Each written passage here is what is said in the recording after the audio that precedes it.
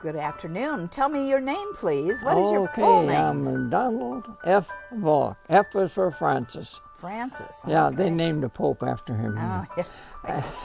And what date were you born? 1924, the 22nd of January, which is coming up. Mm-hmm. Yeah. And tell me a little bit about your family. Oh, well, I'm the oldest of 10. Uh-huh. 5 boys and 5 girls, and I'm the oldest. What was it like being the oldest child, Don? You had to do a lot of cover up for when the kids got in trouble. Donnie did it, Donnie did it. Uh-huh. You always got the blame. Oh yeah, but it was worth it. I had a wonderful. I had the best damn bunch of sisters and brothers you could ask for. That's great. And that was in what state? Wisconsin. That was up in a little town called Stanley, Wisconsin, just outside of Eau Claire, about 20 miles. Mm-hmm. And we had some wonderful kids and some wonderful neighbors. What was your schooling like? Did you go to school at a rural school? No, I went to a parochial school. I went to St. Anne's Catholic School. And from there I went to public high school. Mm-hmm. But anyway, the parochial school was 1 block from my home. And it worked out real nice because I could lay in bed an extra 10 minutes and still get there early. You were ahead of all of the kids. What did you wear to school? Tell me about it. Did you wear...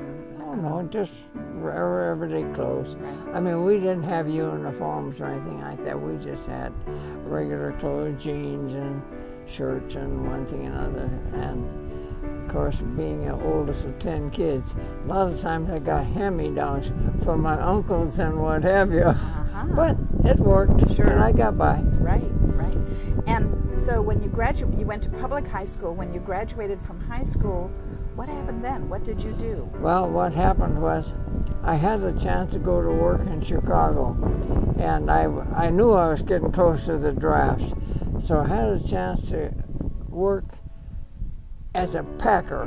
And the packer was, they would put a bunch of stuff in a box and you would stick it together and wrap it up and ship it out. It was all pre-purchased ahead of time, and then we went ahead and made it, get it to the customer. So you worked in Chicago for a while? Yes, I did. And then I went home and I said, you know, I'm getting awful close to this draft. I think I'm going to try it. So this fellow and I, Chuck Soderberg and I were working together, and he said, what do you mean, Don? I said, you know, I always wanted to go out west. I said, you're in the mood to hitchhike to California? He said, when we leaving? Oh my. And both of us, he worked the north side longs and I worked the south side longs. I left and he left.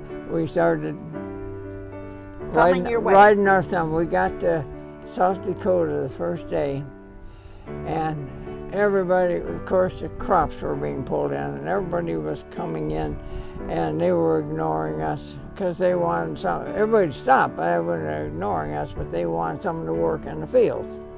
Well, I said, I'm not familiar with the field work. I said, how do we get out of here? He says, takes me down to the railroad track and says, you catch this freight, it goes right into Washington State, right into Seattle. So you rode the trains on the... We bombed the freights. We had our little suitcases, and the first couple nights it was so cold, and we slept in these with the ice. You just put the ice in, and didn't have no ice in the train, so we slept in them doggone things. We picked up some cardboard and we laid it on the bottom because those reefers just had rows on them. But you didn't have a mattress, is what you're saying. Oh, yes, I had a pillow in my little duffel bag. And So did you get to California finally? Well, we did. We got to, we didn't get, I got to Oregon where my grandma and uncle live.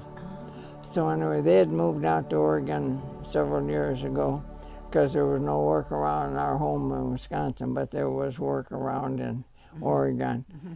And we went in there and we learned what the wood was like, the big trees and everything else. We got an awful education on that.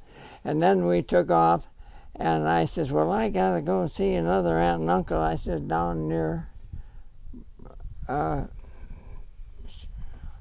Southern Oregon? San Francisco. Oh, near San Near Francisco. San Francisco. And he says, well, I'm going to I'm going to Arizona. That's where my sister lives.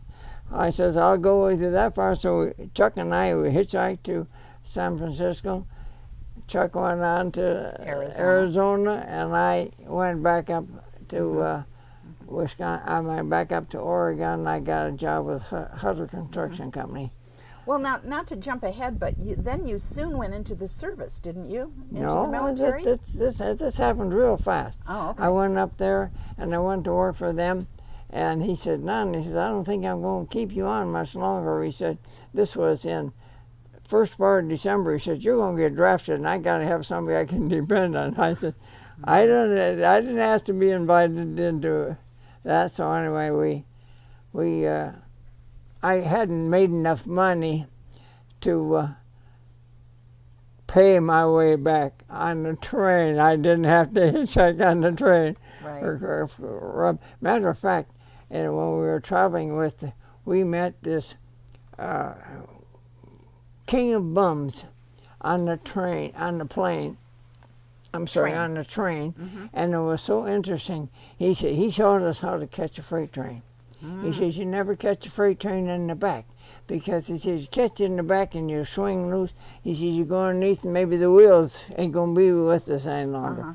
So we learned to catch on the front end. Of the train. Oh, well, that's good advice if you ever need to jump So a train anyway, these days. it was quite an education. Two guys fresh out of high school. Right. And we went out, and it was so interesting. Then we got to my aunt and uncle right near San Francisco, Port Orange, I think it was, and he went down to his sister down in the southern part of California. And Christmas came along, and I had saved enough money. I bought each one of my brothers and sisters a Christmas present. Oh. I loaded up, and I went home, and I got my son a my brother a fishbowl, another one this, and I gave every one of the kids a Christmas present. So, Being you were the back in oldest, Wisconsin, so then what happened? And then I went back to work. My dad was a bricklayer and plasterer, and I worked with him before, and I just didn't like that work. So I went back to working for him. I said, Dad, I'm going to get drafted. And I said, until it does, I hope I can be of some help to you. And I did. I hated mixing mud and carrying it. It was a rough job. Back-breaking work. Yeah. And so anyway, pretty soon I get a notice from the government that you have been Selected. invited to join us in the call of the United States Army. I said, oh boy. Right. And so anyway, but in between time, by the way, I worked when I was in high school, I worked for this long grocery store. And I worked in their slaughterhouse and their butcher shop. So I had a good education as far as meat handling and one thing was concerned. So anyway, I got on the wagon, and I said, I said, no, I want to go back and sign up in Chippewa Falls, Wisconsin, because that's where I was from. I said, that way if I get home on leave, I can get home to see my family and Stanley, which happened later. But anyway, we went on through. It was quite interesting. Now, you served in the Army for how many years? 3? Yeah. And where did you go? Well, okay. First of all, they collared me, and they sent me to Campground, Illinois. That's where they trained the medics. I said, oh my God, the medics! I wanted to fly an airplane like all the heroes did. You know. Sure. Well, you know, something was the best thing ever happened to me. Having worked in a slaughterhouse, they said to me, what did you do for again? And I said, I worked in a slaughterhouse. Who said, blood won't bother you, will it? I says, if it's mine, yes. And they put me in the medics. That is great training. That's true. Oh yeah, and it was a wonderful training. They put me in the medics, and the interesting thing about it was, we had 10 in our medical units, plus a doctor. And we had 2 staff sergeants, and 1 sergeant, and all the rest were PFCs and corporals. I got one of the staff sergeants.